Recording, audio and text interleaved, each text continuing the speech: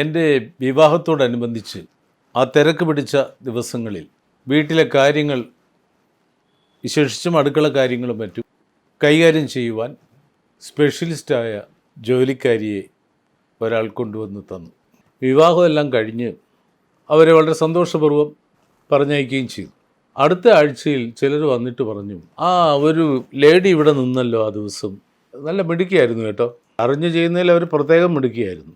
സംഭവം എന്താ, വിശേഷിച്ച് വൈകുന്നേരങ്ങളിൽ കൂടുതലായിട്ട് ആൾ വരുമ്പോൾ ഈ സ്ത്രീ പെട്ടെന്ന് അവിടെ വന്ന് പ്രത്യക്ഷപ്പെട്ടിട്ട് ഞാൻ കാണാതെ നമ്മളുമായിട്ട് വളരെ സൗഹൃദത്തിലും താല്പര്യത്തിലും നിൽക്കുന്നവരെ നോട്ട് ചെയ്തിട്ട് അവരെ മാത്രം അടുത്തേക്ക് വിളിക്കും, അകത്തേക്ക് വിളിക്കും.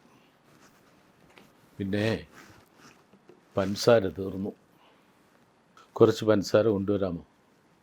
അയാൾ എപ്പോഴേ പോവുകയാണ്, പോയി 2 കിലോ പഞ്ചസാര അല്ലെങ്കിൽ 3 കിലോ പഞ്ചസാര കൊണ്ടു കൊടുക്കുന്നു. കുറച്ച് കഴിയുമ്പോൾ വേറൊരാളെ നോട്ടം കിട്ടും. നന്ദി, അയാൾ പെട്ടെന്ന് വിളിക്കാത്ത താമസം അങ്ങ് ചെന്നു, തേയില തീർന്നു. തേയില തീർന്നു കേട്ടോ, കുറച്ച് ആളും ഒരുപാടുണ്ട്, കുറച്ച് തേയില കൊണ്ടുവരാം. ഒരു തേയില മേടിച്ചുകൊണ്ട് കൊടുക്കുന്നു.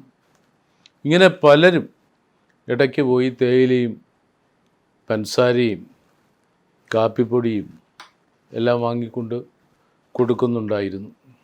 നോക്കണം, സന്ദർഭോചിതമായിട്ട് വളരെ കലാപരമായിട്ട് അവർ രംഗം കൈകാര്യം ചെയ്തു.